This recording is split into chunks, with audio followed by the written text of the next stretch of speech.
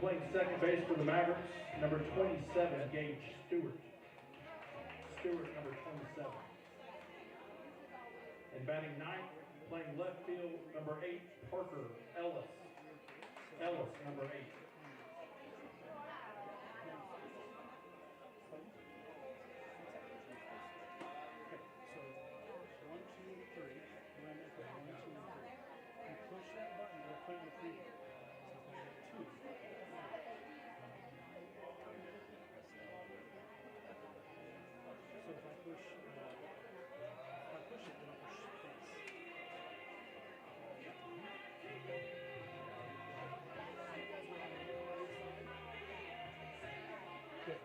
Ladies and gentlemen, please rise and join us in the Pledge of Allegiance, followed by a brief moment of silence. I pledge allegiance to the flag of the United States of America and to the republic for which it stands, one nation, under God, indivisible, with liberty and justice for all. Thank you. Please remain standing as we honor America with the playing of our national anthem.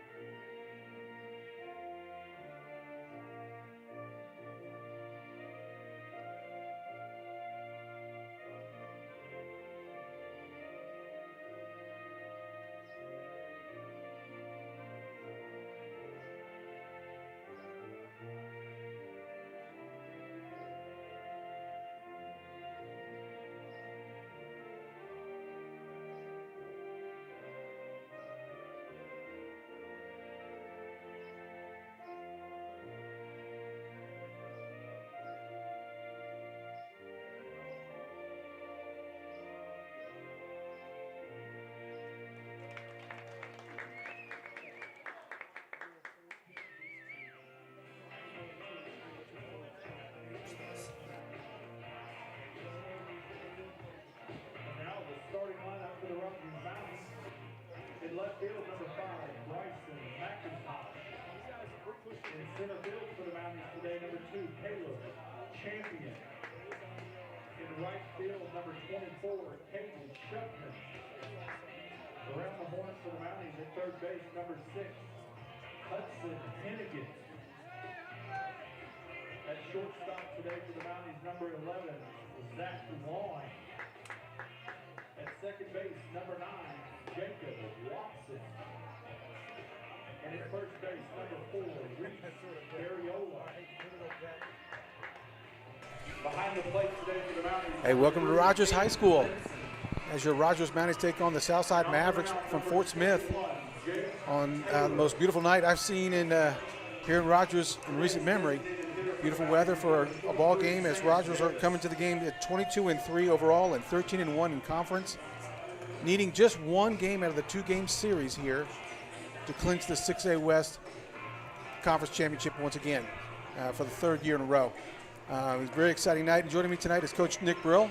And Nick, thanks for being here with us tonight, announcing the game with me. And what are some of your thoughts when you kind of come here and see what you see out of the Rogers Mounties? Hey, first off, thank you for having me back. I enjoy doing this. But, yeah, no, you touched on it. This weather is phenomenal. It's 77 degrees. Flag is barely moving. Just feels great out there. But, yeah, no, I cringed a little bit when you said the Mounties just need one win because as a coach you're like, well, no, let's go ahead and win them both, you know. So, yeah, that's true. You can't win them both without winning this first one. So these guys I know are ready to play, and just kind of glance at the lineup, it looks like shuffled the order a little bit tonight. Just kind of interesting to see how maybe that'll spark some bats tonight. Yeah, we're going to get into that as the Mounties get on the bottom half of the first inning. Leadoff batter for the Mavericks is Maddox McCallop. He's actually the starting pitcher tonight, hitting for himself. bunt up in the straight air, up. straight up to Aiden Linson, one of the easier plays he could actually make for a catcher right there. That's right, pitching efficiency. 1 pitch, 1 out. Jake Taylor is on the mound once again, and doing a fantastic job. I played golf with Jake Taylor yesterday. Fantastic golfer, too. Oh, yeah. He's a good athlete.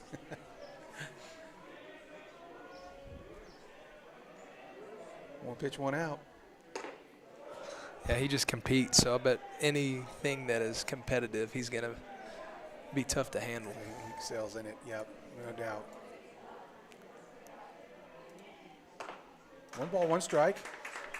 Batter's Peyton Zimmerman, third baseman for the Mavericks.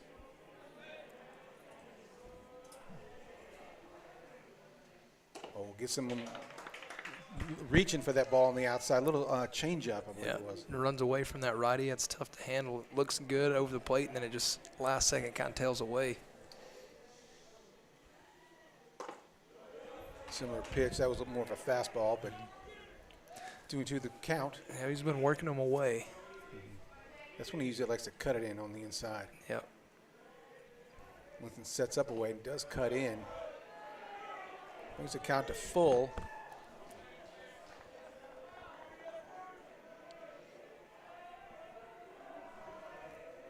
Full count. Strike 3. Blows it by him.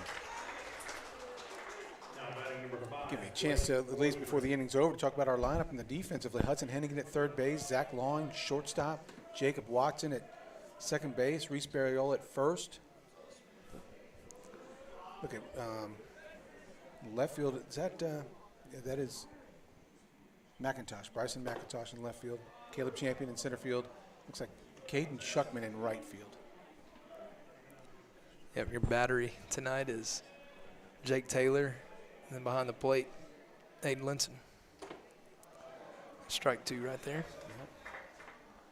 I like how quickly Jake is working tonight. And it looks like the defense is shifting as he takes up the 0-2 pitch. Got him. Yep. I was looking on that inside fastball, really just didn't have a chance. As Jake Taylor works quickly in the top half of the first inning, and no hits, no runs, no errors, 2 strikeouts and a pop-up bunt. Yeah, on 10 pitches. Yeah, that's pretty good. That's pretty good. Well, that was a pretty exciting last week when we were playing. I mean, really exciting. The Heritage game. It's exciting. 1-run game there, 1-run game here. And then we played Valley View on Friday night. And Valley View has all those guys going, committed to Arizona State, Arkansas. Yeah, a lot of talent on that ball team. It sure is. And then rain delays, little extended evening that night. It did. It was supposed to get started at 4, and end up getting back started around 5:30.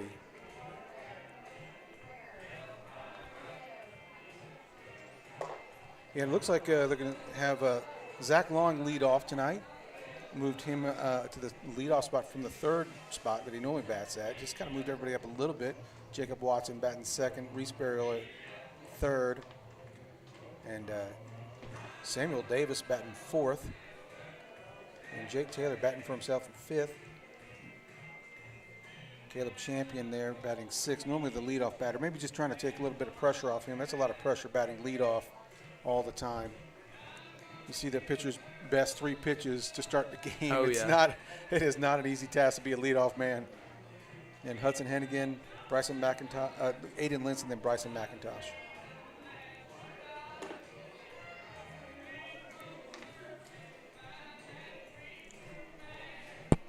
You've got Maddox McCabe, who's a left-handed pitcher too, so I wonder if maybe just putting a righty to start the day or start the game. Yeah, There's maybe a thought process too behind Coach Milson and Coach Bunch. I'm watching McCabe throw. It's a lot of off-speed through his warm-ups. Could be, the righty on lefty matchup. And the freshman team left to go play down there in Fort Smith tonight, so that they left at 3:15. The buses left at 3:15 today. Probably feels like a long trip for our guys, but in reality, all of the games up here are so close. Yeah. That trip down the mountain probably seems a lot farther than it actually is. And I bet the bus trips are really kind of fun, too. That's Oh, yeah, one yeah. thing they're going to miss, Yeah, is yeah. the bus trips. They don't realize it, but Yeah, they'll miss those. This is Zach Lawing, your leadoff spot tonight. Always a tough out, tough competitor. Comes in with a high fastball, just fouls it off straight back.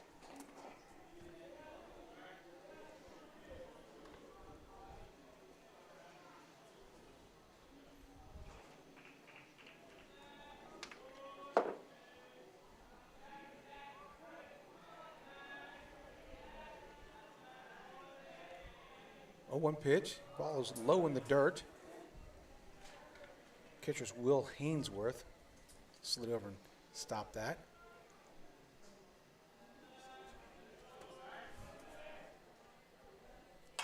Ball is fouled back over behind us, probably in the softball field at this point.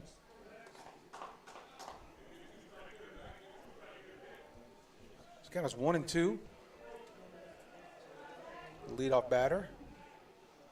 Lawing. Inside, it fouls it off again. Looks like this Maddox McCallop. I think that's how you pronounce his last name, McCallop. And he, my handwriting was off for you, but he has this inside-out move and a little funky for a lefty. A little herky-jerky, you know. yeah, it kind of falls off to the third base side when it releases.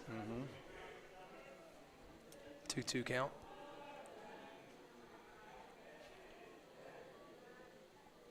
Ball in the dirt. It's going to be counted as full.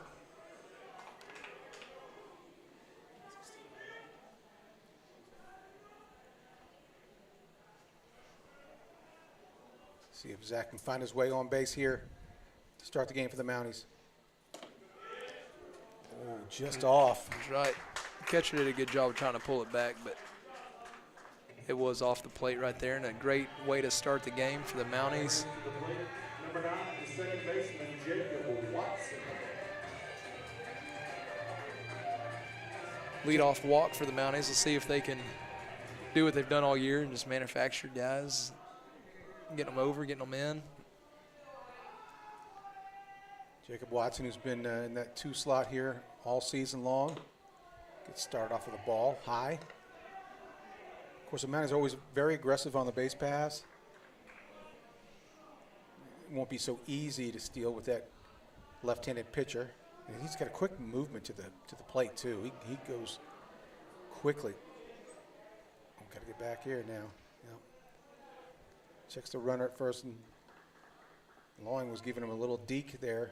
Oh, yeah. I think if he was going home, he's just going to keep on going. Yeah. So when pitcher comes set, he's going through his UCLA steps right here. Yeah, they call it old school, new school, then they call it a hybrid, then they call Yeah. it, so there's so many. Yeah, their little new school technique is pretty impressive. Yeah. And then they have this walk-off thing like he's doing now. He's just walking. There he goes. Yep, got there easy. Yeah, got there easy. That's that walk-off technique where you just start walking off and your momentum's already taking you there. Your shoulders, hips, and everything, you don't have to move from a standstill start to go. He's already in motion. That has to be in the new school Yeah, genre. mindset, yeah. Looks like you got that one pretty easy. Count is 1-1. Jacob Watson's got a runner in scoring position now. Big hole to the right side. Oh, he turns the bunt right back to the pitcher. Oh, he's going to go to 1, but there's nobody there. Second baseman doesn't get there in time. The bunt coverage wasn't clear. And Jacob Watson gets a bunt single to the pitcher. Now batting number 4, Reese Ariola. Yeah, no, that bunt coverage right there, you could tell something for Southside could be tough because they had the second baseman holding the runner on at second. So if a bunt does get down, that's a long ways for him to go when the first baseman's charging. Because it really wasn't a great bunt. It was just right back at the pitcher. He almost had to play at third base, too. But, yeah, but luckily we had the first baseman charging. Reese Barriola. Jacob Watson with a good lead over there at first. Doesn't go. Infield, the middle infield is pinching for the steal or a double play ball up the middle.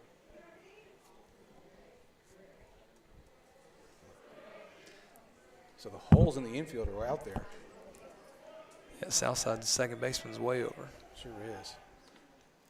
And there is a big gap in right center as well. That's where Reese Barriola, when he gets a hold of the ball, it goes into that gap at that Rogers Mountie sign.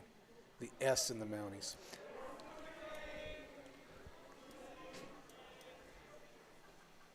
One ball, no strikes.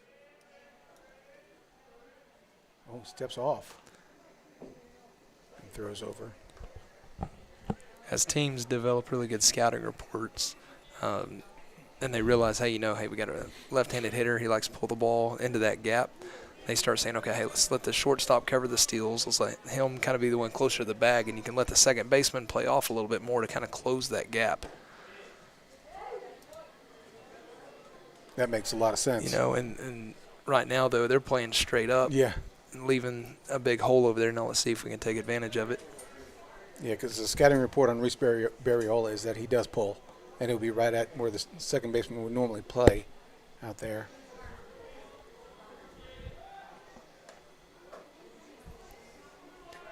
That steal by Zach Long, that walk-off steal, looks like it's got Maddox a little flustered already. Yeah. Yeah.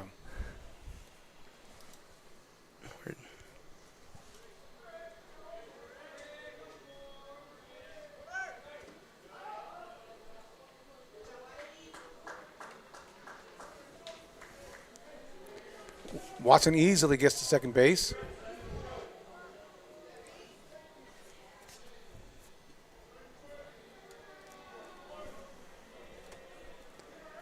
So now runners at second and third for the Mounties.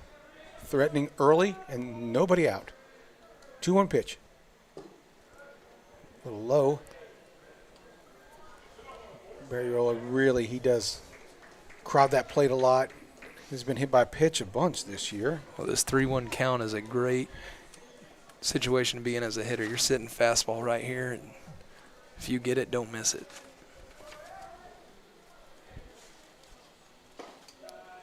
Outside. Yep. That's another walk. Bases loaded. That doesn't bring up the sophomore Samuel Davis, number 23. He had a great 2 at-bats last week, didn't he? Oh, he did. He competed well. Pitch hit. Was it a wall banger at Heritage or one hop the wall, double in the eighth inning? He did. He had a really good week last week. And then pitch hit again the next day, and long at-bat, drew a walk. A good block by the catcher. Shout out to his mom as well. That's right. Middle school principal of the year here in the state of Arkansas. Yeah. It was a good week.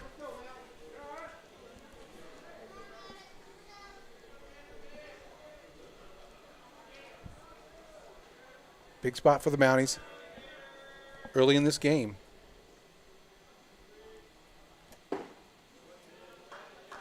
Low.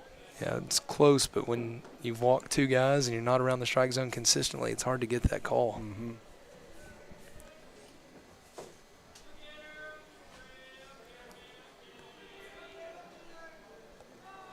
Two balls, no strikes.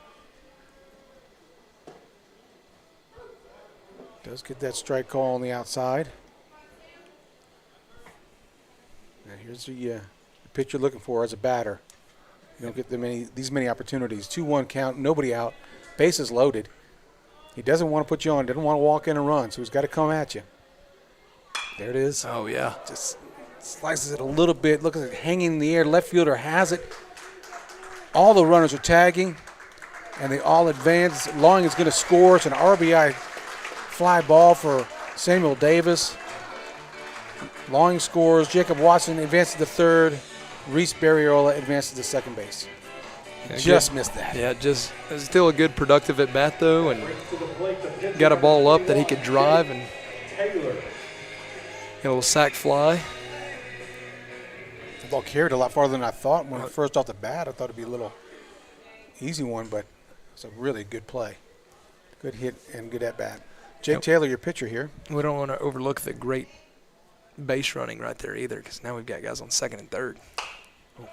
Ground ball back to the pitcher. Oh, runner advances home.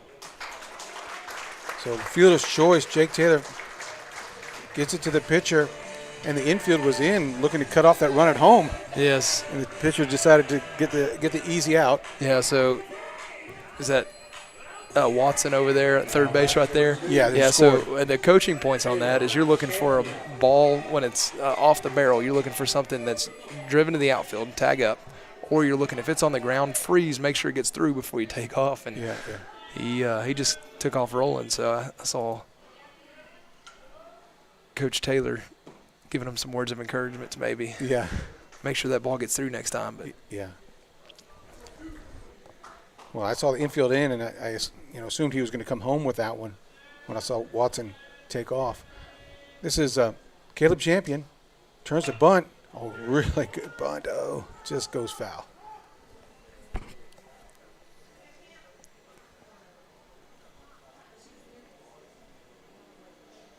So we have Reese Barriola on third base.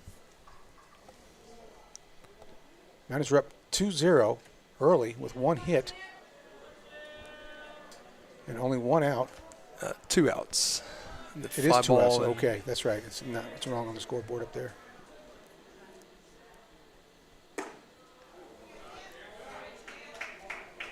Ball high.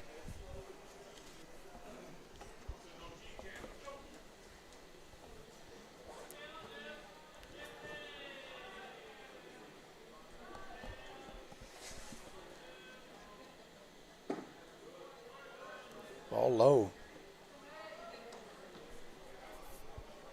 It's a good chance for Caleb to drive something right now.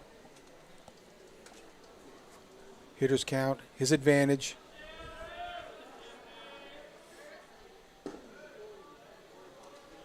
Close but low.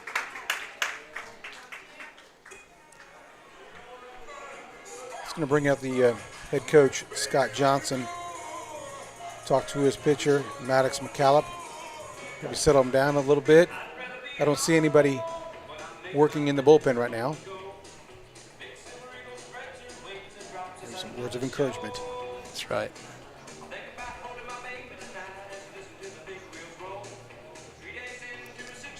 It's probably true at all levels, but 7-inning ball games, you only get 21 outs. You want teams to beat you, and when you're giving a bunch of free passes, it makes it a lot easier for them to beat you. No doubt. So, I mean, we've got 1 hit, we've got 2 runs and 2 on. Well, we've only got 1 base hit, and it was a bunt. Right. You know, just he's probably out there telling him the same thing I'm saying right now. Hey, just throw strikes, let your defense work, make them hit it where we're not, and make them beat us. Exactly right. When I was coaching my sons in 12U travel ball, I did this analysis over 3 or 4 tournaments. We gave up 45 runs. You know, we played 4 or 5 games in a weekend. We gave up 45 runs, something like that. And we had the exact same amount of walks. 45 runs, 45 walks. Yeah, it was an exact correlation. Hudson Hennigan, number 5, your third baseman. Number 6, excuse me. Caleb Champion gets down to second base easily.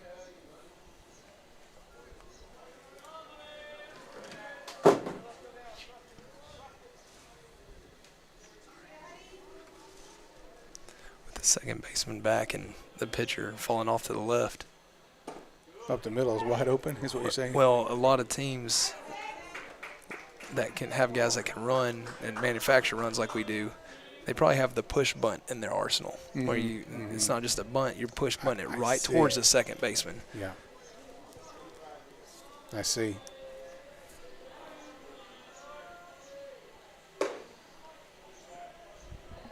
Yeah, that especially against lefties that work away and then they're falling off towards third base. If you can get a pitch out there and you can get a good ball down towards the second baseman, especially when they're back, it gets in that little Bermuda triangle.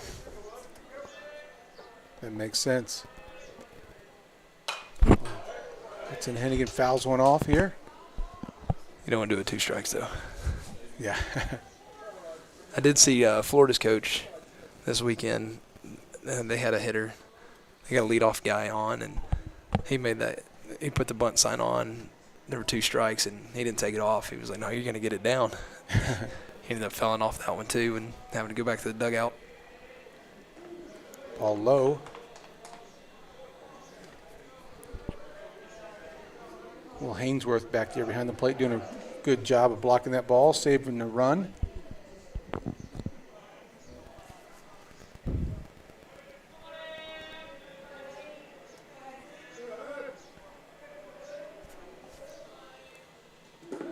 Ball low again in the dirt.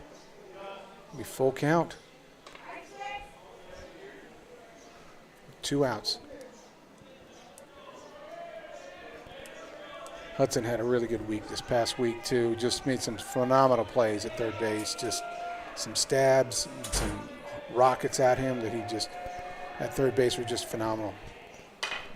Looks like he reaches out to right field, and that ball looks like it's tailing out of play. Top shelf there.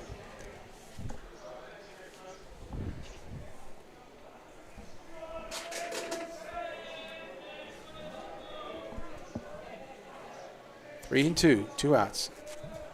I don't think Hudson wants to walk. I think he wants to hit. You got to walk. Yeah. It's going to bring up your catcher, Aiden Linson. Catcher / pitcher. He pitches as well. He's having a phenomenal year this year. Yeah, he really is. He really is. Catching most of the varsity innings. I mean, if he's not catching, he's pitching. You know, it's you know. Yeah, he's a gritty kid. You know, you catch 6 innings, you come in and you pitch the 7th. Your legs are probably tired from squatting and standing up. That's right. It's a testament to how tough he is. 1 ball, no strikes. Ball out.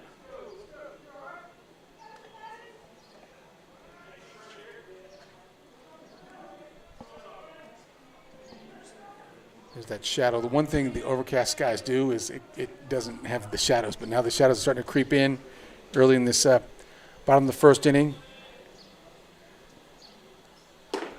I've had some players say that sometimes they lose the ball in the pitcher's pants when the pitcher has white pants. Oh, yeah? Yeah. It's, you know, if they throw it low or something like that, you know, that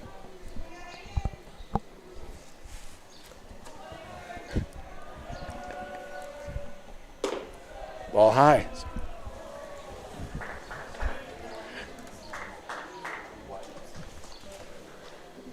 And that walks in a run. That's going to bring the coach, Scott Johnson, out. That's going to be it for Maddox McCallop. He retires 2, pitches 2/3 of an inning.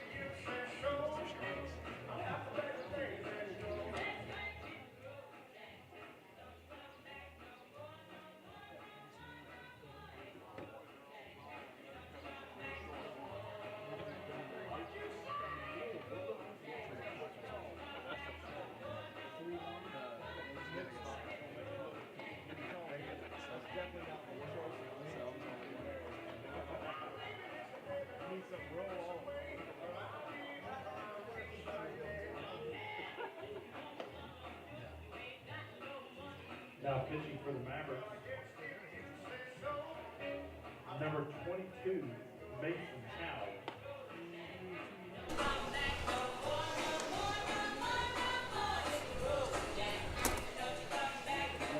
Let's see the new pitcher, number 22, Mason Howe. Mason Howe, Howe. It's the new pitcher. It was a pretty good day here yet on Saturday too. They the freshman, sophomore combined team. It's called the C team. There's a C team tournament that the Mounties had and hosted here, and did a great job of winning that one, and won all 3 games, won the tournament, and did a really great job that day. They first beat, who was it they first beat? Southside. It was Southside they beat, then Harbor, and then Fayetteville in the championship game. That was a fun day of baseball. It's a good way to finish their season. Mm-hmm. And ironically, they have to do it that weekend prior, because they've still got a couple games this week.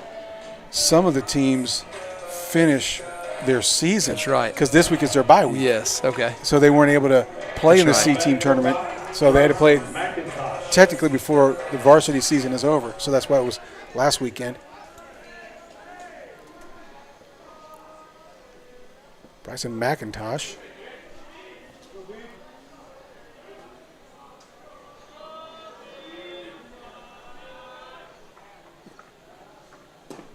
Mason House outside with the first pitch.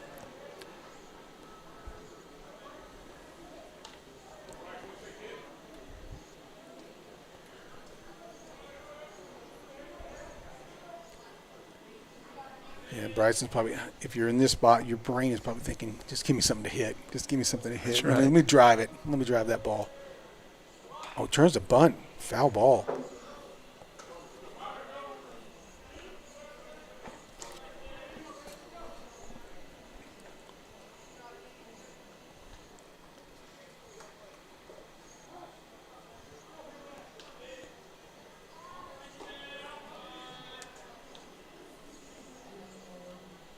Curveball pulled fair down the line. That's going to score Champion. Around third is Hudson Hennigan. Holding up at second base is Drayson Vogt, who is running for the catcher Aiden Linson. As Bryson McIntosh drives in 2 runs, and the Mounties are now up 4-0. 5-0, excuse me. Yeah, it's tough for Mason Howe to come in that situation. You know, you come in, you got bases loaded in the first inning, and if that's your first hitter you face and you give up a single, it's not a big deal. But with bases loaded, it's a tough task. That's right. So you top your order as Zach Lawing. This is just inside.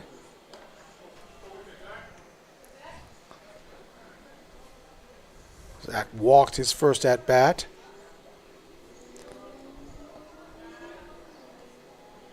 And eventually scored.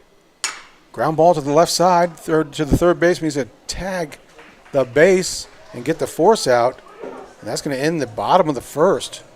The Mounties with just 2 hits. They did walk 5 in the inning and score 5. So 5-0 Mounties going to the top of the second. Is the Rogers living legend, Dr. Tom Woodruff. Dr. Woodruff is in his 46th year serving the students of Rogers. And in 1990, Dr. Woodruff founded the Rogers Mountaineer Baseball Program, building the foundation for the tradition of excellence we enjoy today. Please join the Mounties in thanking Dr. Tom Woodruff, tonight's RBI game sponsor.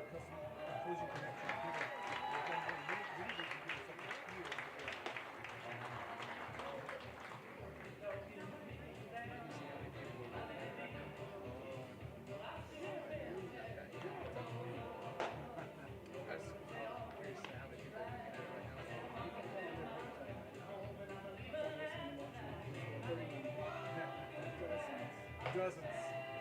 It's not just one dozen, it's dozens.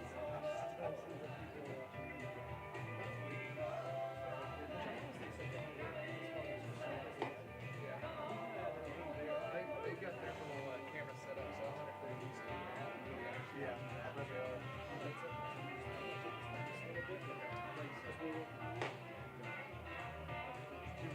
That's just because I set up the team.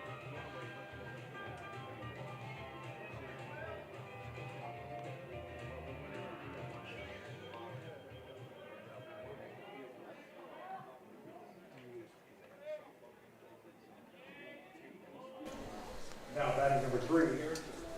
Batting is Will Hainsworth, the catcher. the Mavericks. Jake Taylor starts him off with a strike. Jake Taylor's pitched 50 innings this season. Faced 210 batters prior to this game. How many walks and hits has he given up? 6 walks. In 50 innings. Yeah. And 210 batters faced. How many hits? It doesn't say. He has 6 wins and no losses. I'm just curious what his whip is. That walks, hits per inning pitch. I bet it's pretty good. Yeah, let me see if I can try to get that.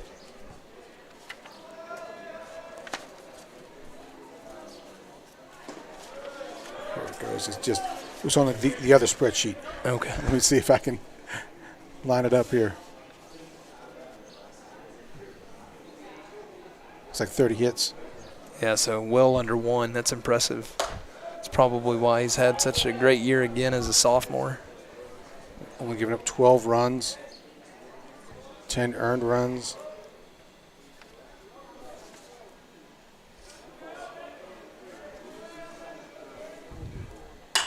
Oh, hard hit down to 5-6 hole. Zach Long gets it, throws it deep from the hole there. And the hitter thought it might have gone through. A rounded base, and if it was on line, it was on target. Tagged on around in first right That's there. right. That's where your first base coach has got to say, on the bag, on the bag, on the bag. Yeah. Oh, here's his whip. Yeah, his whip is down here. It's just all the way down here. It's 1.046. Okay, 1 point. So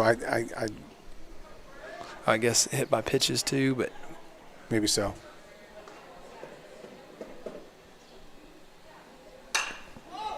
Ball of foul territory. Reese is making chase over there. Lands in the bullpen. Jake starts him off with another strike.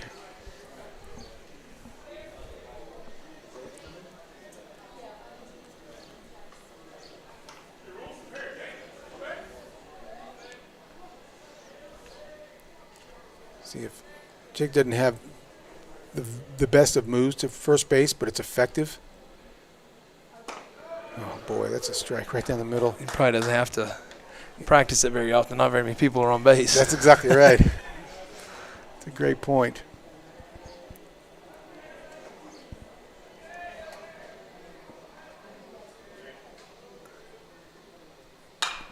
Foul back again. What you can tell, though, is that the base runner on first does respect him enough that when he lifts that leg, he does lean back towards first before he goes to the plate. Mm-hmm. Oh, gets him an inside curve of some sort. Really kind of fooled the batter. Now batting number 18. It's when you're looking fastball and you get surprised with the old slider right there.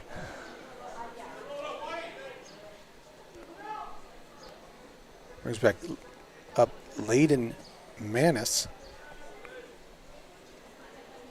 1 out now. Runner. Ball's lifted to right center field. Got a chance to double him up. Caden Shuckman gets the catch. Goes to the first. Oh, good play. Hainsworth does make it back to first base. He's running on the pitch and got all the way to second base.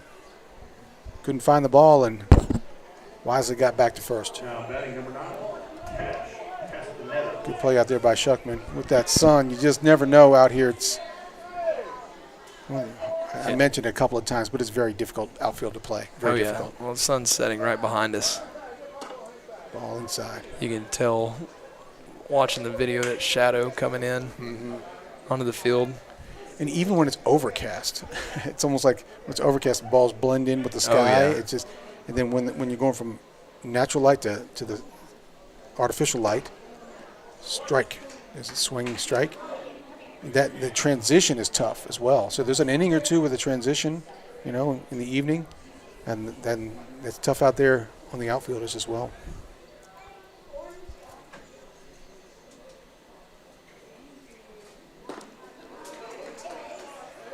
Strike 2.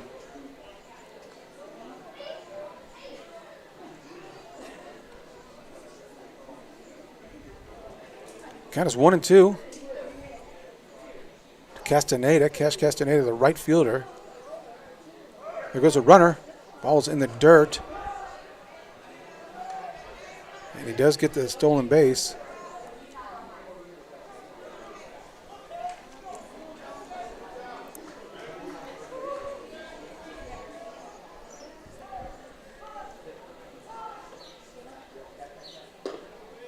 Just low. Third base coach Scott Johnson is really imploring his Hainsworth to try to get to third base. Well, yeah, he's not being held on, and as a Mounties, you're not too worried about. Oh, he stepped off that time. Oh boy, good play by. Got him out. Being a little bit too aggressive. That's right. And I think they just sniffed it out. The Mounties just sniffed it out. Just kind of put the bait out there for him, and he took it. Yeah, he sure did. Man, if my oldest son was here right then, he would have been ecstatic. He loves when people get in pickles. Oh, yeah, a pickle. Does he call it a pickle? He does. Okay, good. We watched Sandlot a few weekends ago, and, the opening scene, Benny gets in the pickle. Mm-hmm. He thought it was funny, and, Baker's 6, so. When I was a kid, we used to play that in the backyard. We called it hot box. Oh, yeah? No, I think before it was called pickle. I don't think that's what they refer to that term anymore. No. No.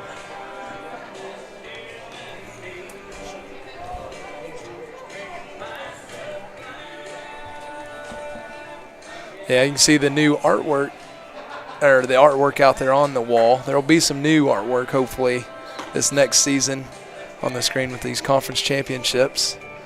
In addition to the baseball conference champion, the softball will be crowned conference champion, beating Bentonville last week, and it was just awesome because Bentonville has been the juggernaut of the 6A West of the state, really, for a good 6 years now. Yeah, it's awesome for the softball program and awesome for first-year head coach.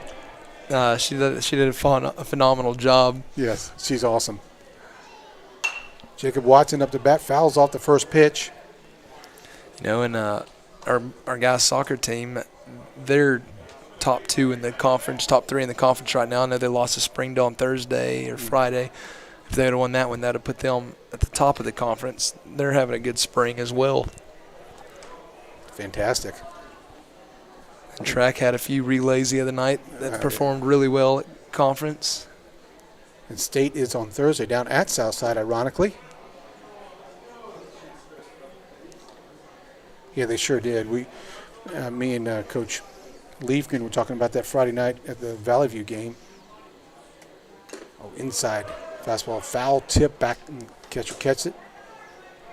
2 balls, 2 strikes to your second baseman, Jacob Watson.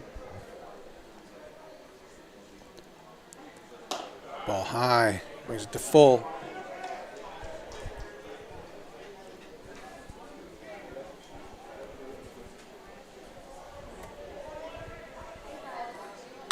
Ground ball in the hole between first and second base. Jacob Watson just places it out there.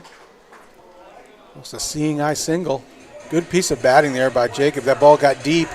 And he just kind of threw his bat out there. Yeah, hit it where it's pitched. That's right. Now batting number 4. Didn't try to do too much with it. Barriola. This brings up Barriola. Barriola walked in the first inning. And that's Jacob Watson's second hit of the game. He had that bunt single. Oh, yeah. To start in the bottom of the first. That right side of the field is still open for Reese. It sure is, boy. There's lots of room over there.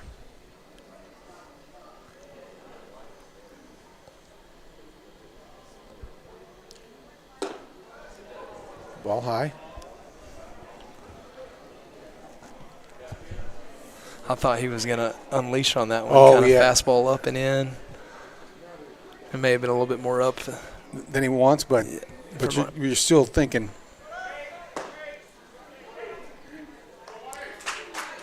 Jacob Watson steals.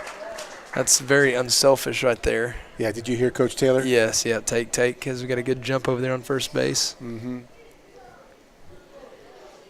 Now see if he can be rewarded for being unselfish. Now get you a pitch and drive it and get you an RBI.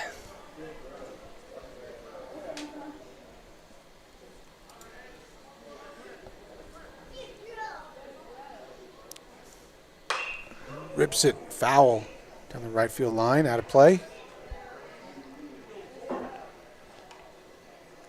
Everything's starting to get real green around here. I know. It's one of these nights where I'm like, boy, I tell you what, if we had natural grass, which, is After rain, it After seems rain, a little greener. Yes. The rain and lightning, the nitrogen in the air helps the grass to get super green. Ball outside.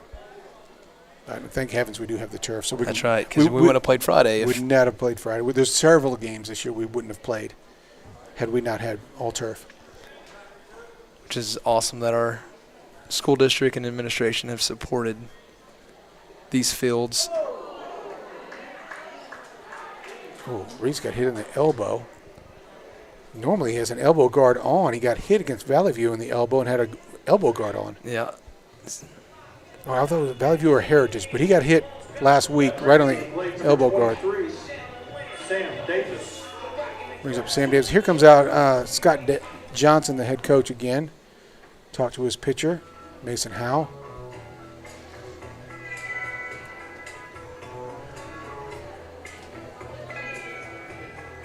Oh, they're going to make a pitching change, or is that just going to come in to warm up? Looks like the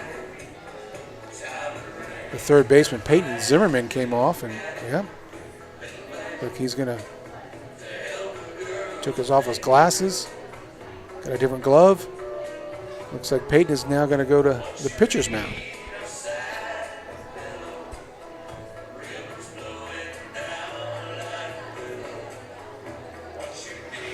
Did you watch any of the Razorback baseball games this weekend, the series? It was hard because I was either here, working the game Friday night, or I was here watching baseball. But lots of folks had it on their phones. Is there a particular game or a play that you had in the Deke? Yeah, Peyton Holt. So I actually coached him at Russellville before he transferred to Greenwood, and then I coached against him when I was at Russellville. Oh, no kidding. I had him in middle school PE, I think back. But he was a fun kid, and the way he plays is how he is. He's just a fast motor, like constantly giving everything he has to everything he does kind of kid.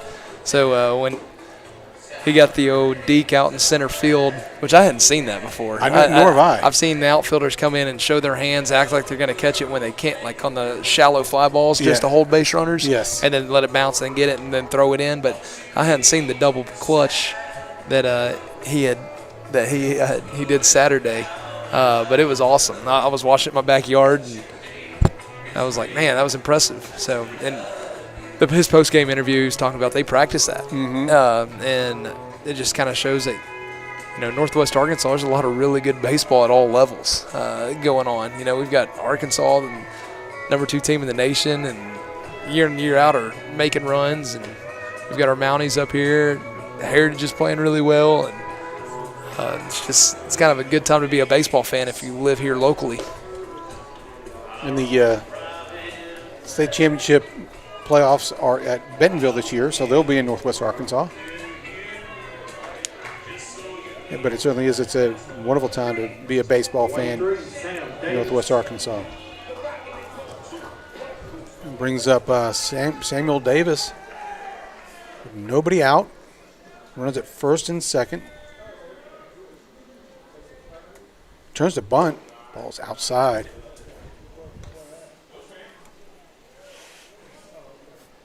Again, the pitcher now is Peyton Zimmerman.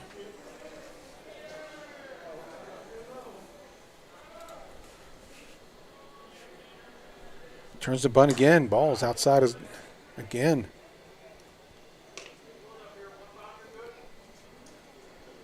As he checks Coach Melson down there, he gives the signs.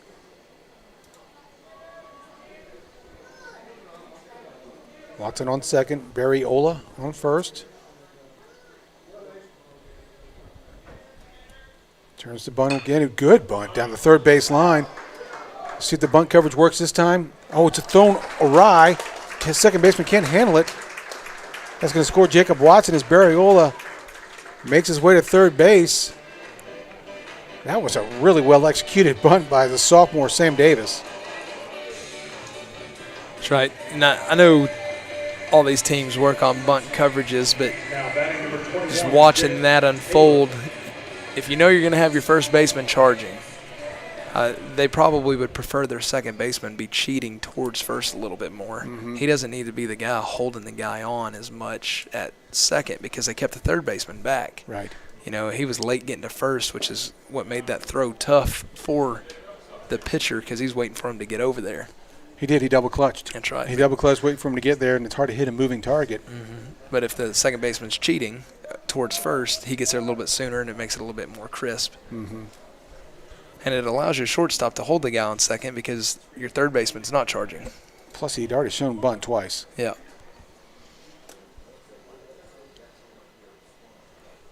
Jake Taylor, your pitcher, is batting.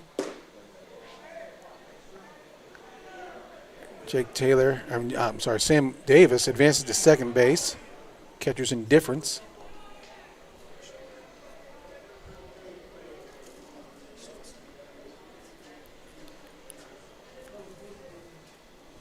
Runners in scoring position again for the Mounties.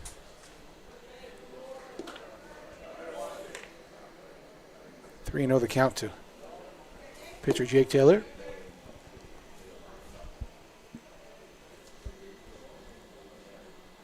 Oh, he didn't even get a pitch to hit, unfortunately for him. Load the bases.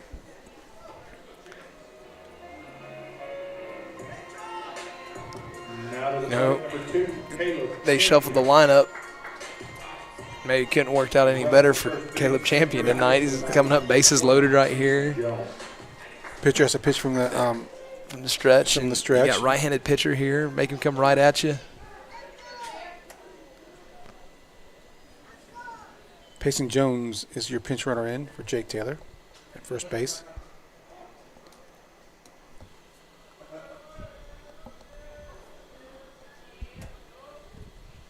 Inside pitch, just foul.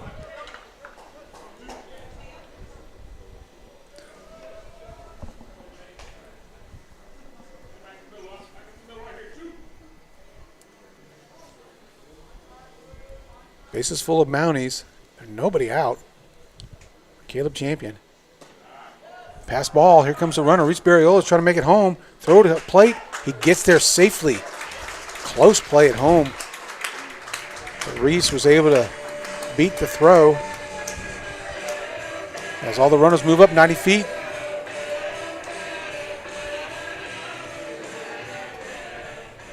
One ball, one strike, and that brings the score to 7-0 Mounties, the bottom of the second. Got infield in for Southside. Ball's lifted. Looks like a slicing foul.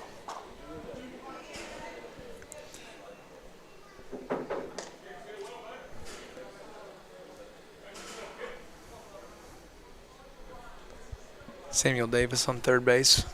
Now middle infield's back, so now he's looking for a hard hit ball back through the middle. He knows he can go score now. Ball gets away from the catcher. It's in the dirt, and they're not going to have a play on Samuel. That's an easy read for Samuel Davis to score there. You know, Hainsworth, he's done a phenomenal job back there because there's been a bunch of balls in the dirt. And different pitchers, too. And the ball spins differently of the lefty as opposed to the righty. I think those are the only two that I've seen get by him. He just happened to have guys on third base. Mm-hmm. Yeah, he's done a real good job. Payson Jones now at third base. Oh, Caleb Champion rips one to right field. Right field is going back, way back. As bounces, one hops the wall. Champion is going to chug to third base. He's going to get the third stand-up triple for Caleb Champion. I'm so happy for him. What a shot that is. I mean, we're talking 10 feet from getting out of here. And that ball was absolutely ripped. Yeah, it's awesome. You know, good for him sitting on, waiting on a pitch that he likes, and he didn't miss it, did he? He sure didn't. That's the farthest ball I've seen him hit this season. And he can run. Well, he's past second base by the time the right fielder even catches the ball. That brings up Hudson Hennigan.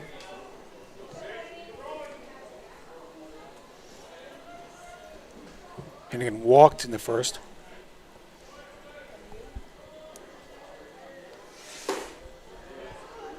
Strike one call.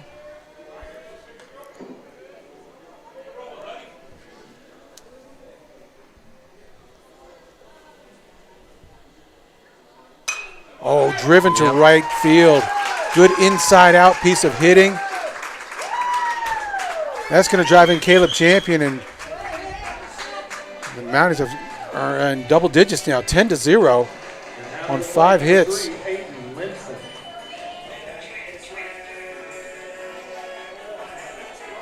Good hit right there by Hennigan. You see how he just dropped his hands underneath that thing, and he hits to all parts of the field.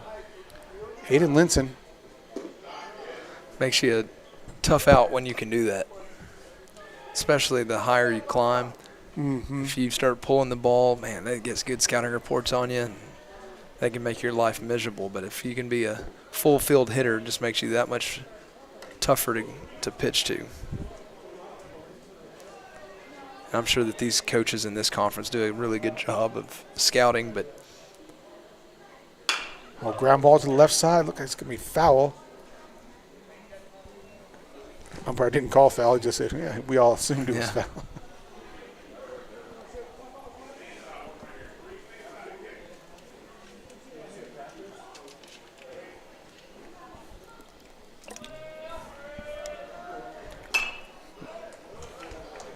And Linson fights it off.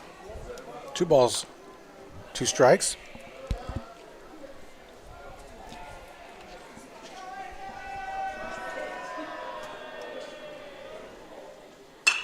Ground ball to the left side.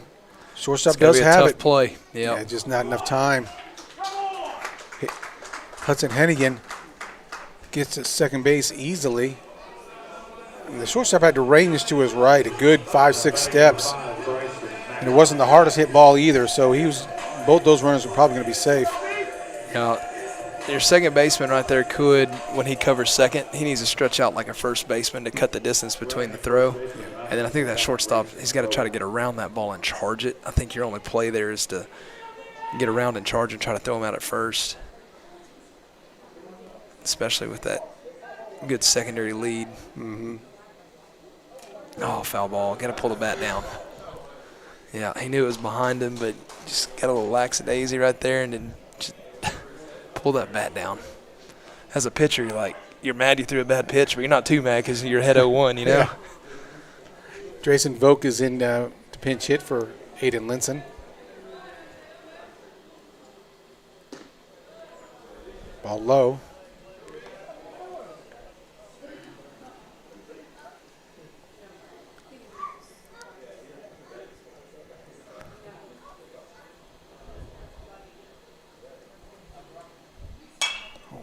Fouls it off to the right side. Brings the count 1-2. Still nobody out in the bottom of the second here.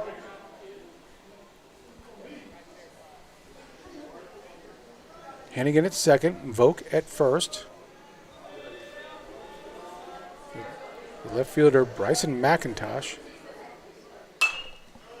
Fouls it off again. Bryson McIntosh throws left, bats right. Oh, yeah. Most would probably prefer the opposite. Yeah. Or just left. Yeah.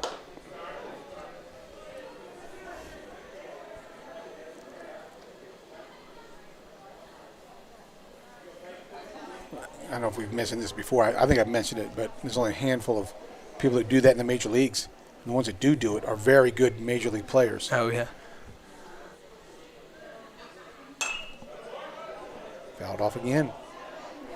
Here comes Coach Bunch out here. It's the second trip to see the umpire give him baseballs.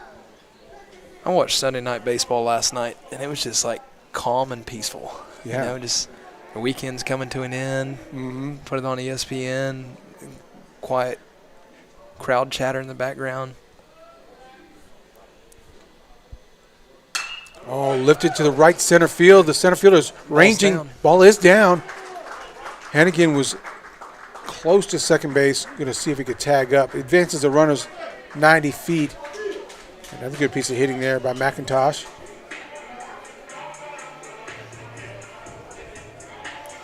Third time through the lineup now. Third time through the lineup is right. I see Coach Melson looking at his score sheet, though, his lineup card. He may be starting to think about either pinch runners and or pinch hitters. Yeah, I see Andrew Blankenship is off the bench. He's got a helmet on and a bat in his hand.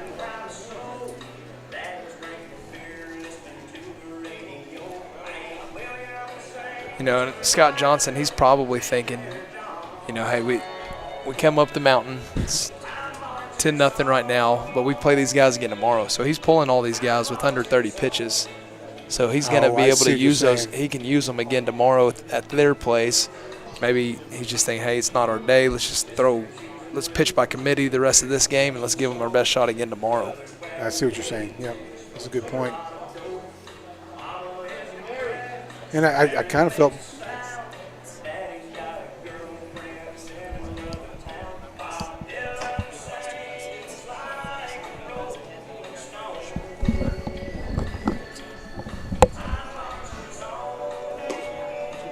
Now to the mound for Southside, 27, Gabe Stewart.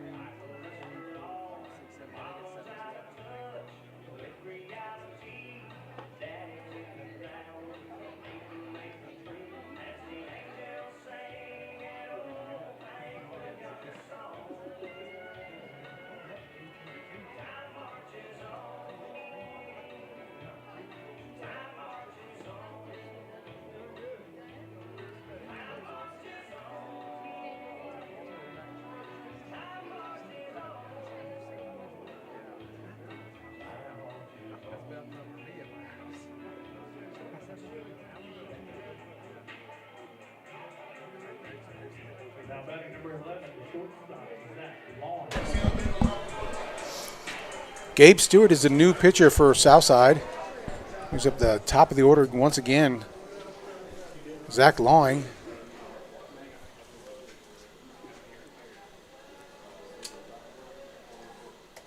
Oh, hard hit ball to the shortstop. He scoops, gets one there. Oh, double play. Nice turn by the Southside Mavericks. Gabe Stewart, one pitch and 2 outs. That was a easy turn because it was so hard hit. That's right. You're frustrated if you're Zach because you grounded into a double play, but, man, he squared that ball up. He sure did. Hard, just right at him. Shortstop got it, and I don't know if he thought he had it or not. Just like, holy cow. But it goes back to what we were talking about earlier in the game. Just throw strikes. Mm-hmm. You know, if you throw strikes, you got a chance. Mm-hmm. All low. Jacob Watson's 2 for 2 today, 2 runs.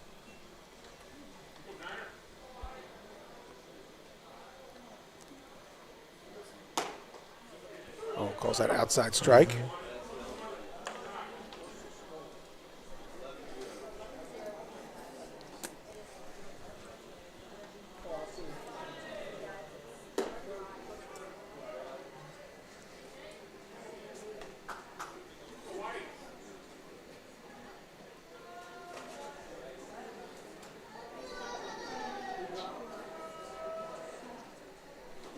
Ball low.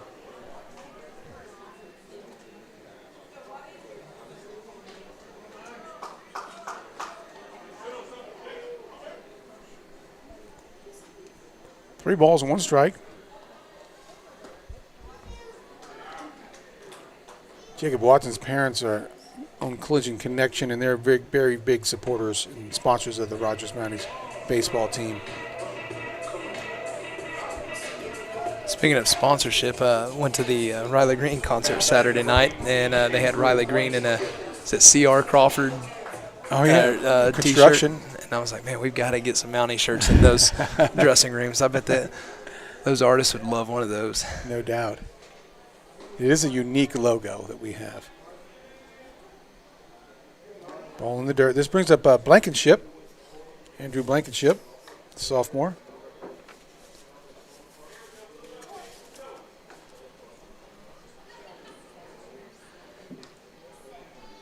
Andrew's had 69 plate appearances this season. He pitched against Valley View and did a fantastic job against Valley View. Number one team in the ranked team in the state. Got a lot of wood on that ball. Foul to the left field side. How many innings did he go? He went 4 innings, and he did a really good job. He just gave up 2 runs there in the 4th, I believe it was. I could look back. I'm looking at the other game changer right now. But, I mean, he had some good velocity, good command. You know, he's 6'2.5" or 3 or whatever. He's tall for a sophomore.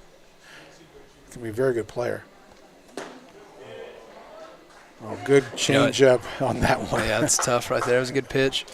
You know, and he's probably, if he played for other teams in this conference, would probably be a guy for him. But he's just behind 2 really, really good pitchers for us right now. That's right. That's exactly right. But looks like they're going to come in. We had a pitcher in warming up in the bullpen. That's going to be, Jonah Wilkerson, number 14, nicknamed Tony Hawk. He's coming in to pitch for. He pitched 1 inning against Valley View the other night and looked sharp, really sharp. Just has a different, look to him. Well, that's Will Walker behind the plate. Love to see Will Walker. Senior Will Walker. Pitch for the Mounties, number 14, Jonah Wilkerson. how many pitches was Jake Taylor at? He was under 30 as well, wasn't he? Let's take a look real quick. 26. So he's and available. 18 strikes, yeah.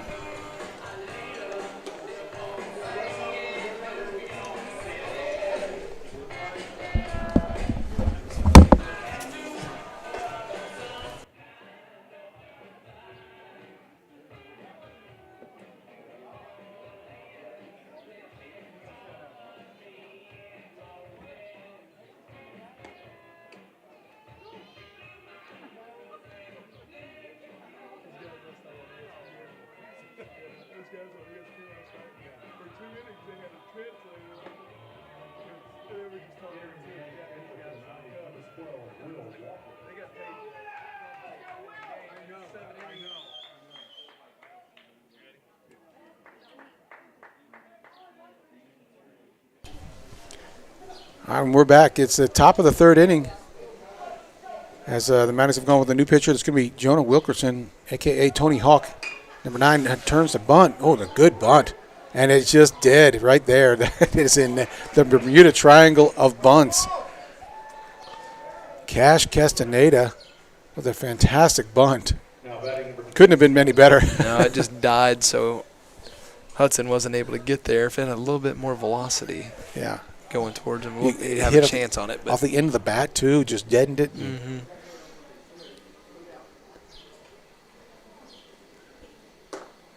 Nice curveball. You see what I'm talking about? It looks like a little bit of a frisbee. Yeah, just a little late action on it. Yeah.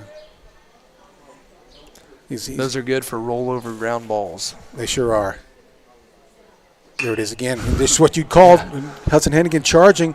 Make the throw. Yep. Oh, ball is low. Couldn't quite get it. Is Blankenship at first base. Really good athletic play by Hudson Hennigan there at 3rd. Yeah, throwing on the run. Off balance there, yep. Yeah, in a perfect world, you'd love to make a perfect throw, but those are tough. And sometimes you just cross your fingers and hope maybe your first baseman will be able to bail you out right there. That's right. Runners do advance. Mounties are going to stay infield out or infield back. Just play for the out. Eliminate the big inning. So nobody out. Tough couple of plays here for Jonah Wilkerson. Throwing some good pitches. It just finding some holes here.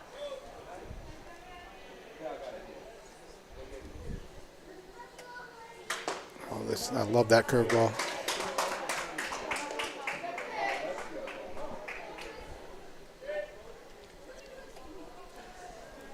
Jonah looks like he's probably grown a couple inches this season. Looks short. His pants are a little too short now. I think he's gotten taller.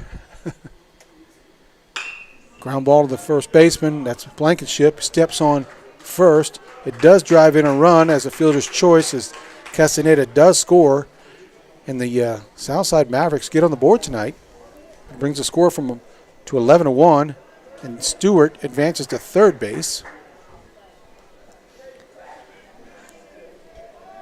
Did Southside's Amari Tucker or I can't remember the other back that they had, did they run track?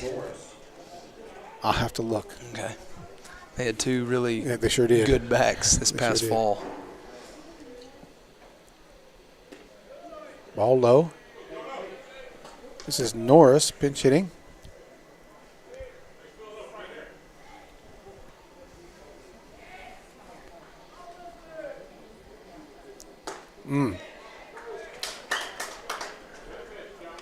One ball, one strike.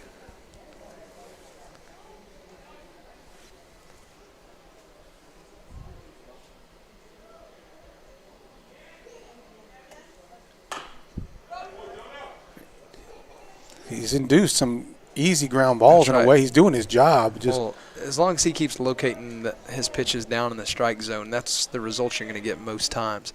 But pitchers that have that kind of action on the baseball, if they start elevating their pitches, they start getting hammered into the gaps. He's doing a good job of hitting his spots and keeping that ball down. 2 balls, 2 strikes. See if he comes with a fastball here. Everything's been a little bit of off speed. He does. Call, He just missed. Yeah. And it's sneaky too, because you see those little slow. I don't know if it's a slurve or a slider what he's throwing, but not quite as hard. And then all of a sudden you pop a little sneaky fastball at you. It looks 5 or 6 miles harder. Got him. There's a good one. Yep. Yeah, there's just nothing you can do there, really. Yeah. It's tough because if you're sitting slider and you get a fastball, you're not going to be able to catch up to it. See if Jonah has any plans after Lyon College. Probably to play baseball, I would imagine. Have you ever been over to that ballpark? No. It's pretty neat. Where is it? I don't know, It's in Batesville, but they've got like a 2-foot wall in right field. It's tiny. But they've got like good pitch. benches and like where people go and kind of can grill and hang out. Oh, there. no kidding. Yeah, it's a neat so the little 2-foot deal. wall so you can view it easier. Yes, yeah. Oh, I like that. It's a little bitty. It's been a while since I've been there, but Ground ball to the left side. Long slides to the right. Comes up throwing hard. Almost got him at first. Nice play by Zach Lawing, but hard running by Peyton Zimmerman for a base hit. And he drives in a run. It's going to bring the score 11-2. It brings up blank Forsgren, the first baseman.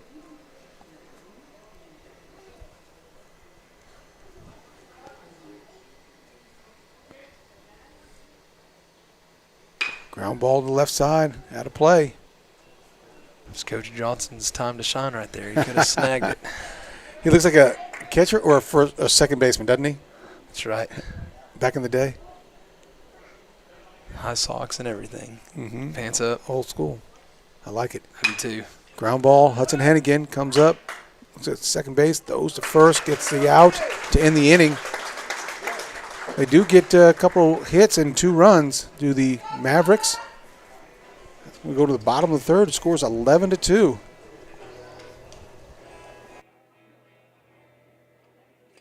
commercial. We should actually have some highlights, something. Yeah. Like 2001, 2021 state championship, something, you know what I mean? Final.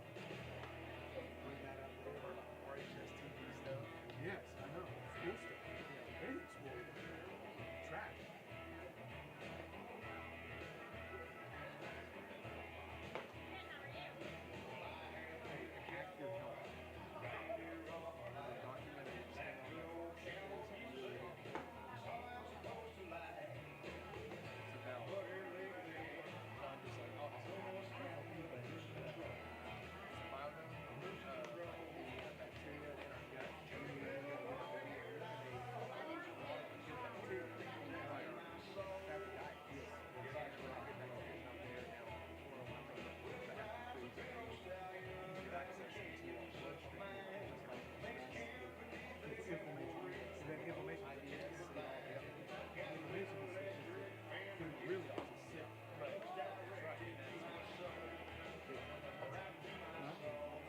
That's exactly right. The big food ones. They're working hand in hand. They're good.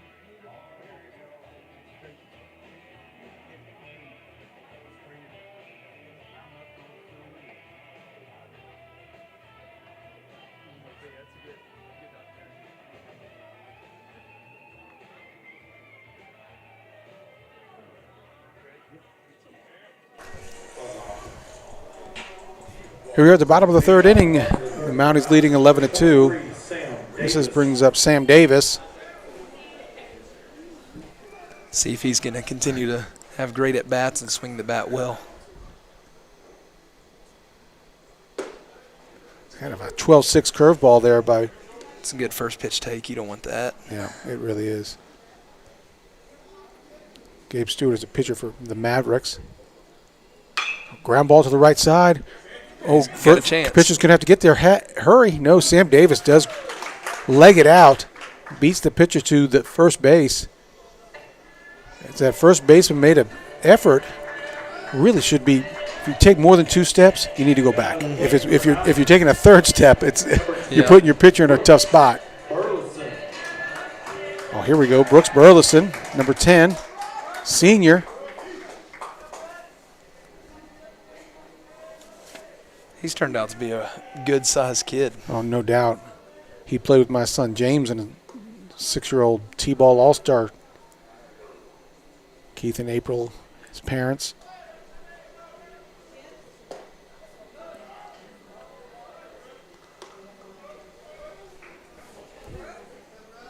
He's an Elmwood product.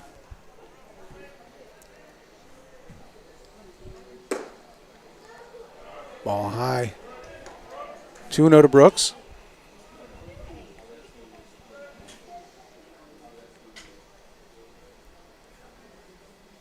Oh, smoked to right field.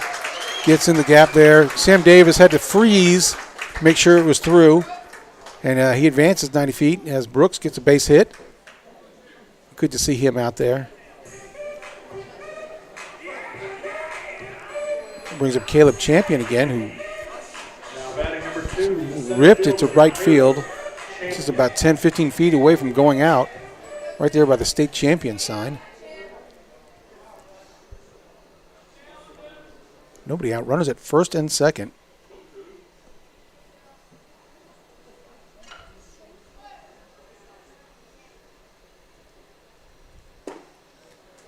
Inside strike.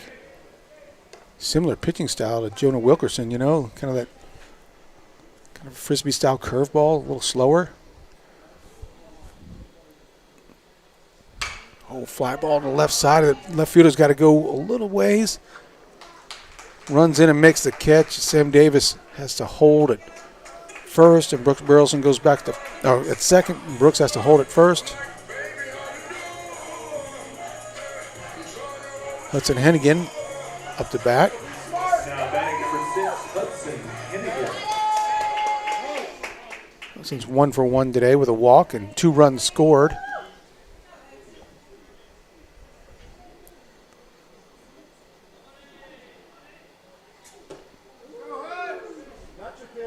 Inside strike. You know, it's crazy how simple it sounds like just throw strikes. But when you get ahead of 0-1, Ball in the dirt. It gets away. You're in control. He did that with Champion just a moment ago. Got ahead 0-1 and then was able to get a fly out to left field and get ahead 0-1 here. And then spiked one in the dirt.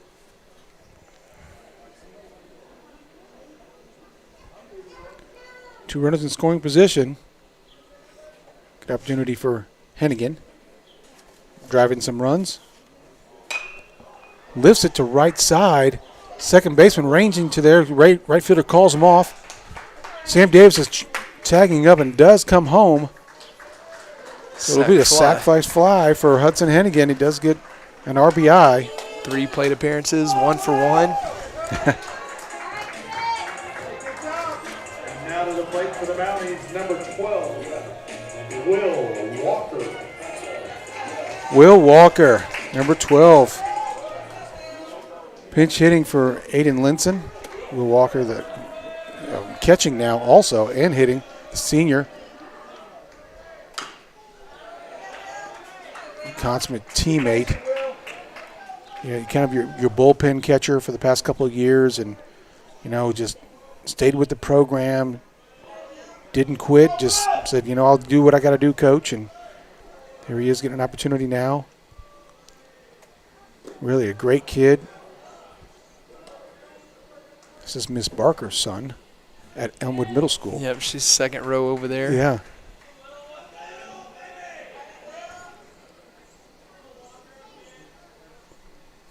Ball in the dirt.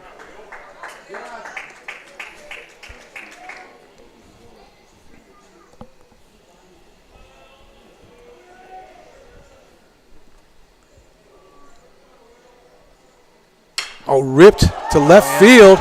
Right, left fielder going back. Now does catch it. Yep, hit it hard. He smoked that ball. Yeah. He got a lot of wood on that thing. Can't be mad about it. No, you cannot. Square balls up like that. Hey, you beat the pitcher. That's right. More times than not, good things will happen. Good job, Will. Proud of you, bud. What did we get there? Mounties got 1 run on 2 hits? 2 hits, I believe it was. And now that's 12-2, 10-run lead going in the top of the 4th inning. See if they're going to come out. Brooks Burleson, the big lefty who hit for himself and got that single last inning. Jonah Wilkerson just went 1 inning. Jonah Wilkerson with 2 hits, 2 runs, and 1 strikeout in that last inning.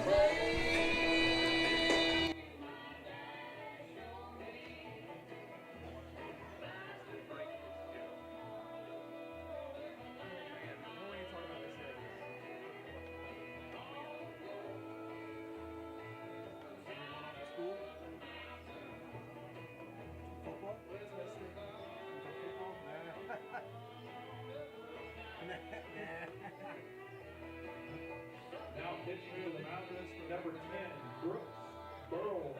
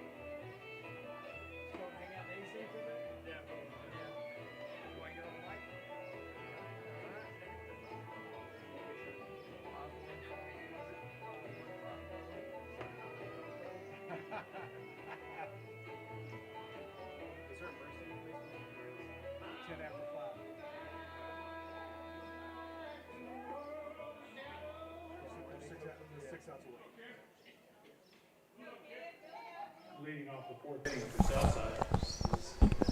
Number 3, Will Hainsworth. Yeah, leading off the 4th inning for Southside, Will Hainsworth, the catcher. He's had an active evening so far. This is Brooks Burleson pitching for the Mounties. Starts him off with the ball high.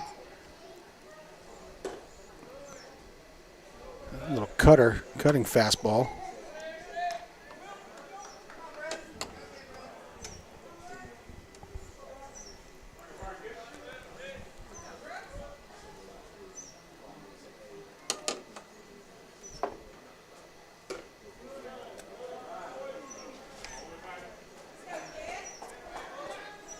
Yeah, the amp should be the concert season. The amp should be coming up pretty soon. I mean, let's see who's.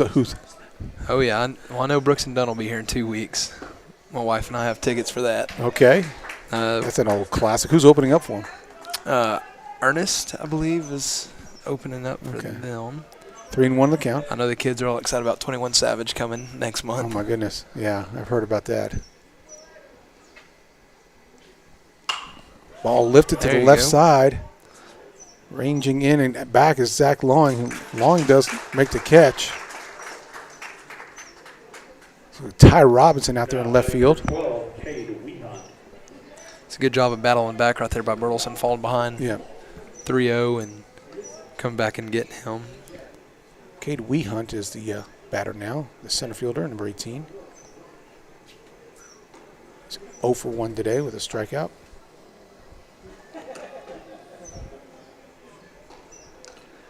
Yeah, concert season opened up Friday night, and then Saturday night was Riley Green. And we got Greta Van Fleet. May 1st. That's ball lifted to left field in the gap. Champion will have a chance. So used to him getting so many of those, the ball just kind of died a little bit. They got Need to Breathe May 2nd with Jude in the line. Okay. Then a big one, Parker McCollum. Okay. May 3rd. And then Brooks and Dunn, May 10th. Whiskey Myers. A bunch of good concerts coming up in the month of May. Ball out. What I like about the AMP is they kind of hit on all genres, too. You got They certainly do. Rock, country, 21 Savages in May, Hardy. It's kind of a harder country rock. Yeah. I don't know 21 Savage. It's a good thing. I have seen some of the Instagram posts on some of the football players that I follow from the Rogers High School team, and they're all excited. And I see the picture of 21 Savage. I'm like, oh my gosh, who is that? Yeah, well, I keep joking with our kids that I'll be there watching them. So I just haven't been asked by my kids to go, so I should be glad, shouldn't I? Burleson gets another strike. 1 out in the inning. 2 balls, 1 strike.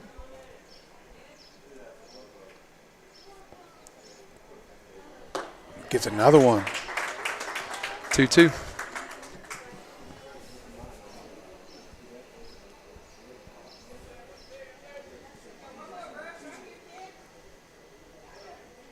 Brooks' dad, Keith, played in college. Good catcher. Oh, foul tip, and Will Walker hangs on to it for strike 3. Brings up, that's 2 outs. Can bring up Cash Castaneda, who had that bunt single to start the inning last inning.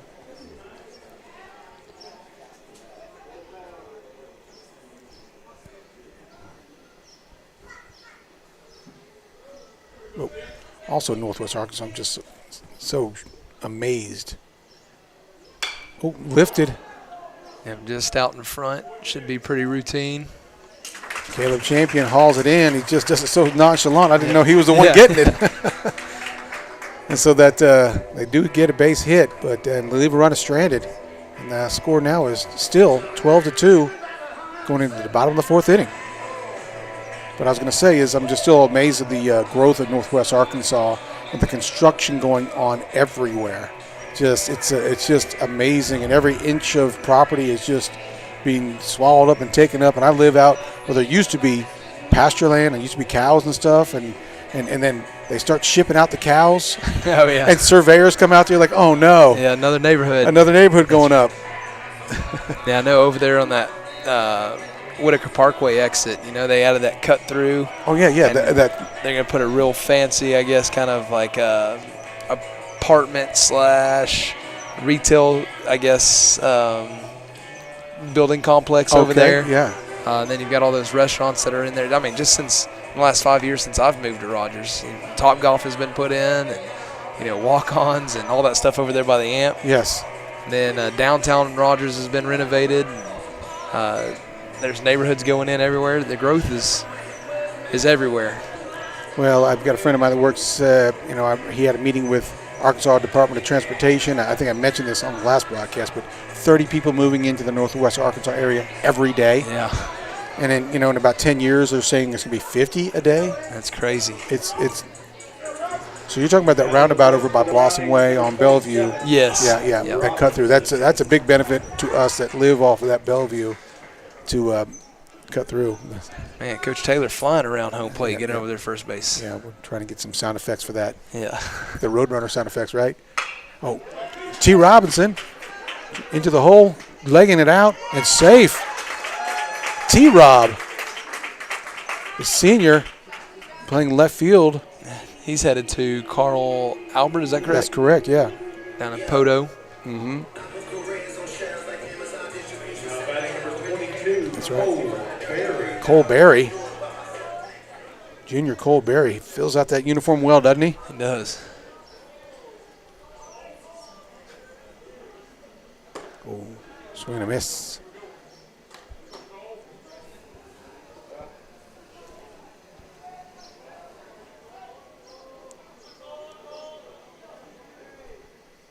Ooh. Looks like if he gets hit by the ball's going to get hurt. That's right.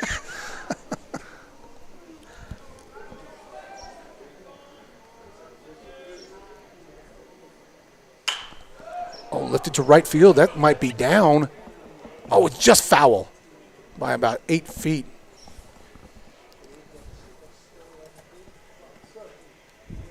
That gets into the corner. Cole he's pinch run before. For his size, he's got amazing speed. That would have been a triple easy.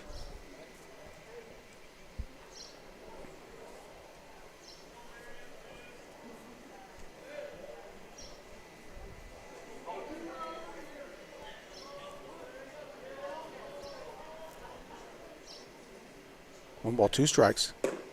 He recognized that curveball a little better that time. Yeah. Laid off of it. Mm-hmm.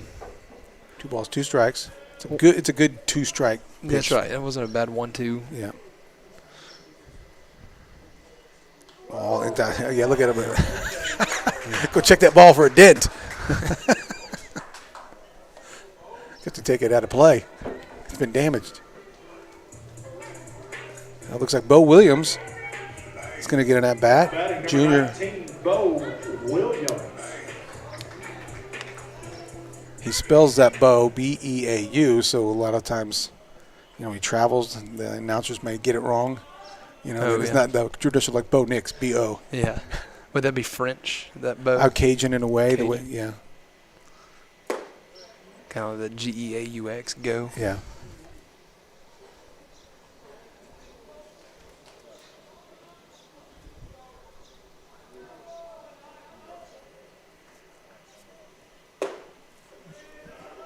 Ball 2.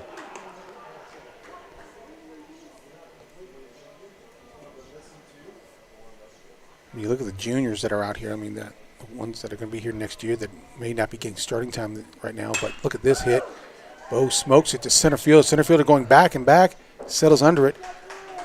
Ty Robinson does tag up and gets to third base. So Bo smokes it to center field. Hit that ball hard. He sure did.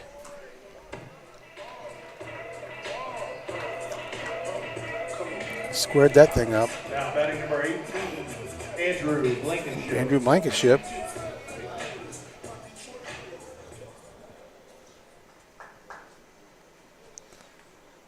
After today, there's only 23 school days Goodness left gracious. for these I guess freshmen, sophomore, juniors. Seniors have less than that. Mm-hmm. Andrew hits it hard to the third 5. baseman. Gets the 1. Goes to the second base. Safe at first. That was a good pick by first base. I was wondering if he thought maybe he'd come off the bag. I thought he got him there, didn't you? I did. Maybe because the ball was in the dirt. Yeah. Didn't quite get there. It does drive in a run. T. Robinson does. That's all right. Don't worry about it. Who? This is not who it says on the. Now batting number 16, Briley Mills. Oh, Briley Mills. Okay.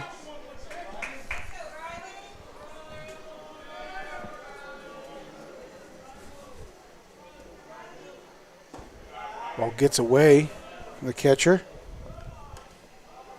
Briley Mills, yeah, he is a senior. Regina and Doug are his parents. His Kirksey kid. He's going to the University of Tennessee. He's got a 3.9 grade point average. University of Tennessee Volunteers. Ball high.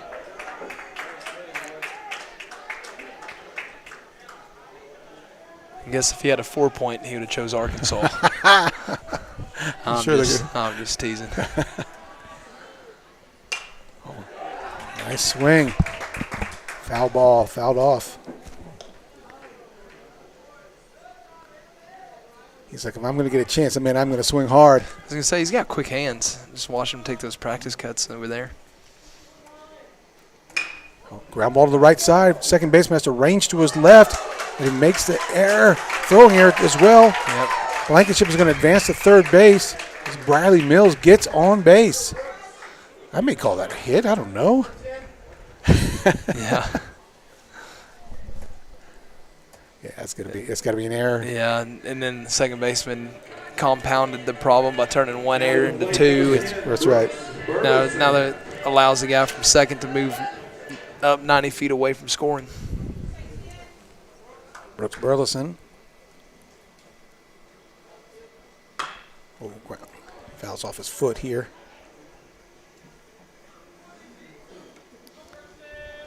I watched, I think it was the Astros and Rockies this weekend, too. They were playing in the Mexico City series. Mm-hmm.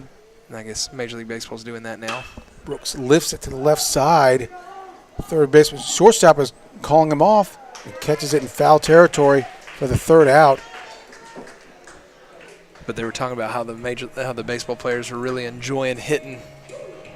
Yeah. In Mexico City because of the elevation. Oh, yeah, It's 2,000 feet higher than Denver. Yeah. So they said that the ball traveled 40 feet farther in Mexico City than it would in Denver or somewhere in a ballpark, I guess, in the United States. No, it was in 40 feet farther than in Houston. Okay. So they had a launch angle of because I guess Houston is I think it was 27 feet above sea level. Mm-hmm. But one of the guys had a launch angle of, I can't remember what it was. Is 40? Does that sound right? Yeah. About 40. And typically that'd be a fly ball to left field.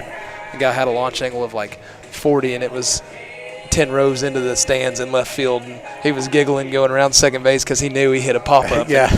He pop up to the shortstop, maybe some places. Yeah. Man is coming to the top of the fifth inning, up 13-2. All right, so correct me if I'm wrong. If the Mounties go this inning and don't give up a run, or I guess one run or less, this ball game is over. That's correct. The Okay. 10-run rule is in effect, and the Mounties will be conference champions. That's correct. Get these 3 outs. The Mounties will secure themselves as will be the 4th straight championship. And that's impressive. I know everybody wants to win state titles, and that's the ultimate goal.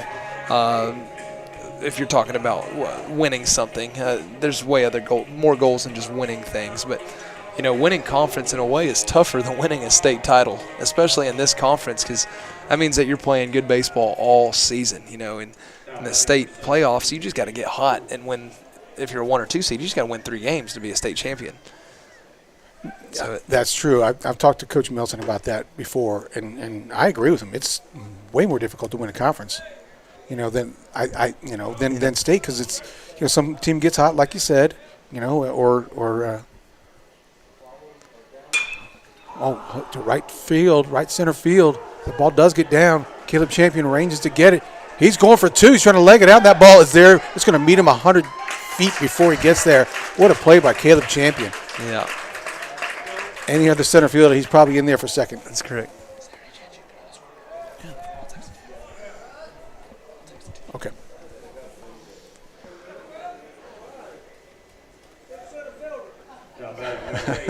I just heard the one of the Maverick parents going, "That's a good center fielder out there." Yeah. Yeah, he's one of the best center fielders in the state, honestly.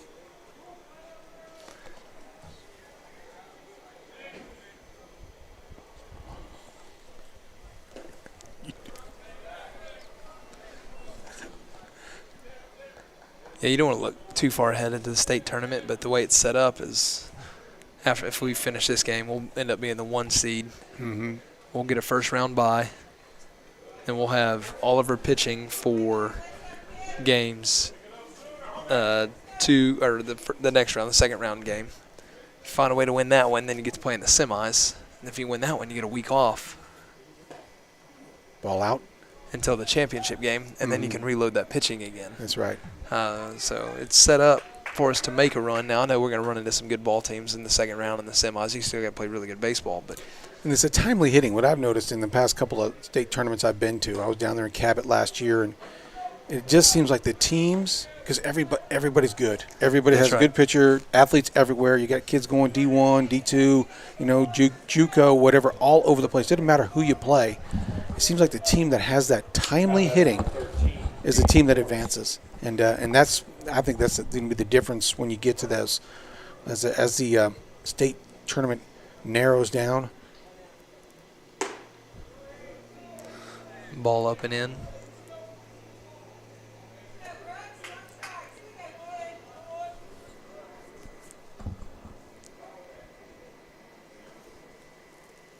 Oh, strike there.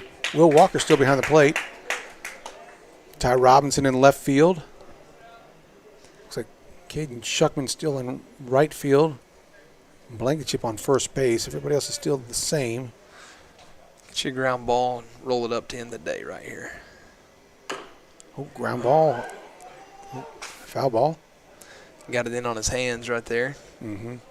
Now, if that hits the plate and goes in fair territory, that's a fair ball, isn't it? That's correct. Okay. So, an IQ play right there for our catcher is, if you realize the base runner didn't go anywhere, go ahead and let that ball bounce. See if it's going to have some wicked spin and roll back fair. If it rolls back fair, you can just pick it up and throw him out at first. Mm-hmm.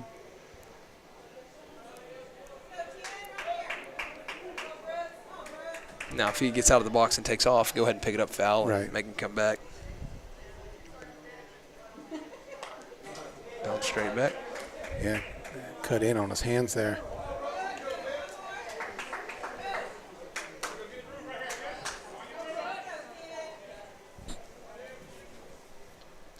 Two balls, two strikes.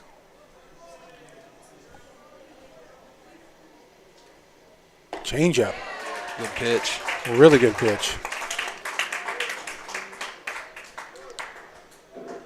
Mounties are 1 out away from being able to paint the left field wall. Now batting number 15. And secure the conference championship.